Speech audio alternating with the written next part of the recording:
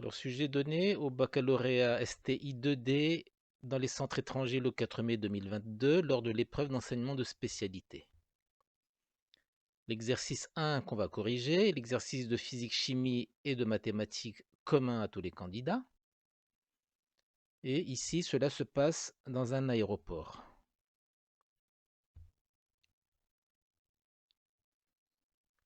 Alors, l'étude proposée concerne un avion A320 d'environ 180 places. On nous donne un tableau sur les caractéristiques de cet avion, sur son équipage, sur sa masse et sur sa motorisation. Il s'avère que ces informations nous seront inutiles, donc on va mettre tout ça dans la corbeille.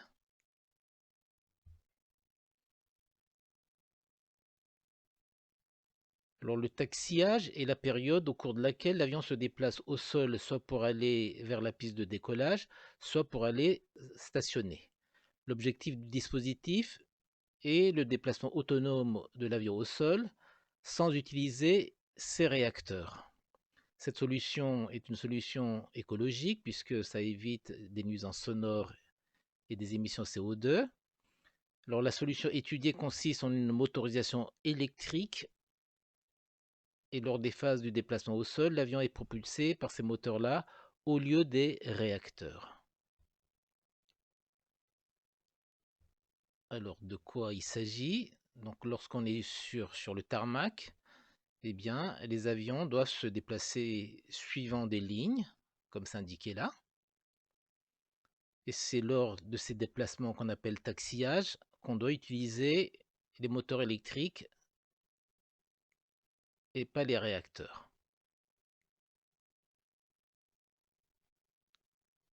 Donc voilà ce que ça donne.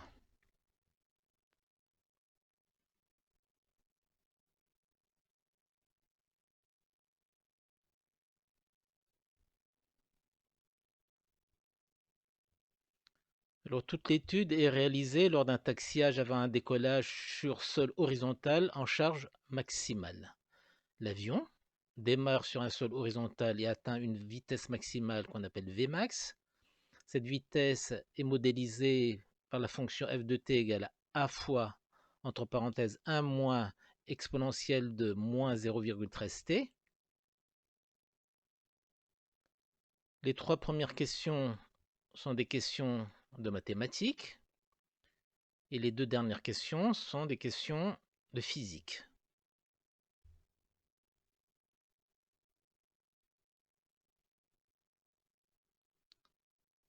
Donc l'avion, à l'arrêt, démarre sur un sol horizontal et atteint une vitesse maximale, donc on appelle Vmax, et cette vitesse est modélisée par cette fonction-là, a fois, entre parenthèses, 1 moins exponentielle de moins 0,13 t. On nous demande de calculer la limite de f de t lorsque t tend vers plus infini.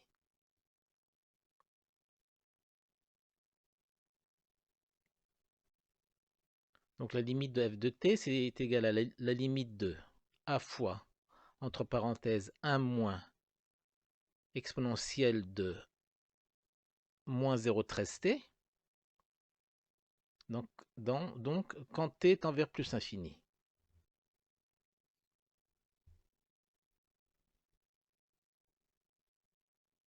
Donc on va d'abord regarder la limite de cette expression-là.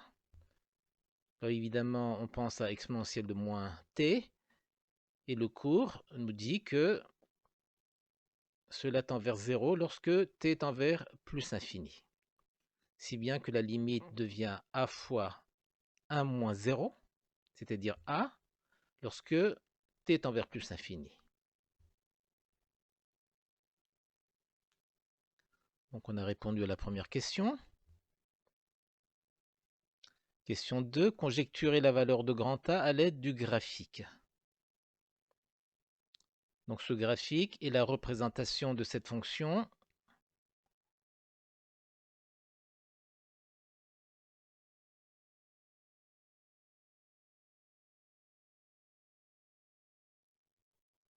donc on a lissé à l'aide de la ligne bleue. On voit que la limite est représentée par cette droite horizontale. Et ça touche l'axe des ordonnées au point A environ égal à 4,5.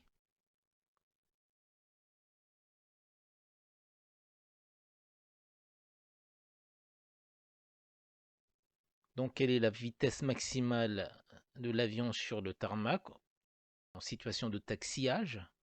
Donc, grand A est égal à 4,5 mètres par seconde, soit 16,2 km par heure, qui est une vitesse raisonnable lorsque les avions circulent sur le tarmac.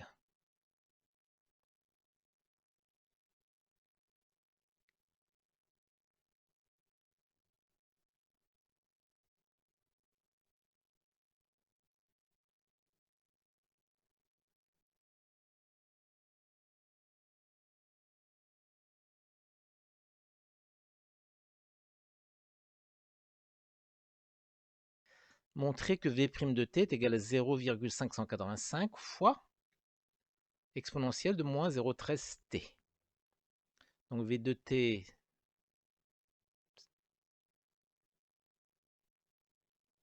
égal à 4,5 fois 1 moins exponentielle de moins 0,13 t.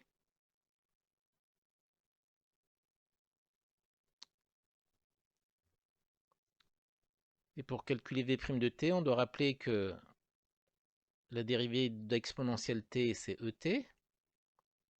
C'est une des propriétés de l'exponentielle.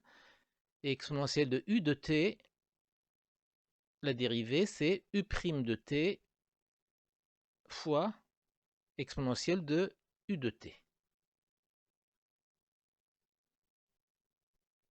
Ici, U de t c'est égal à moins 0,13 t. C'est bien que V' de t est égal à 4,5 fois les 0 moins, donc U' de t c'est moins 0,13 fois exponentielle de moins 0,13 t. Donc V' de t est égal à 4,5 fois. Ensuite, un moins suivi de moins, c'est égal à plus, donc c'est égal à 0,13 fois 0, exponentielle de moins 0,13 t. On va calculer le premier produit, 4,5 fois 0,13. Cela nous donne 0,585 fois exponentielle de moins 0,13 t. Et c'est ce qu'il fallait trouver. Alors maintenant, on nous demande de calculer la vitesse initiale, soit V' de 0. Donc c'est égal à 0,585 fois exponentielle de moins 0, c'est-à-dire 1, ce qui donne 0,585 mètres par seconde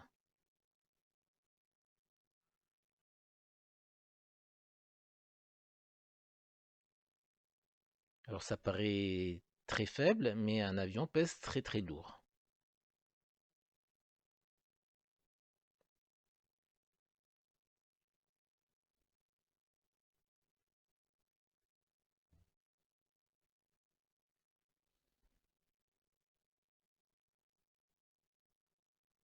Alors maintenant, les deux dernières questions qui concernent la physique. Préciser la direction et le sens de la force de traction Ft exercée par les moteurs électriques de l'avion. Donc évidemment, cette traction-là est horizontale dans le sens du mouvement, c'est-à-dire vers la droite.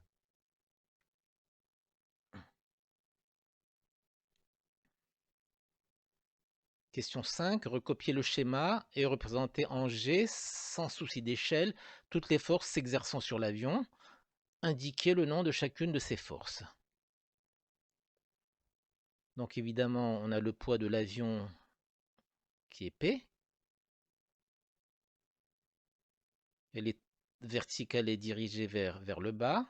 Et la réaction du tarmac qui est R qui annule P.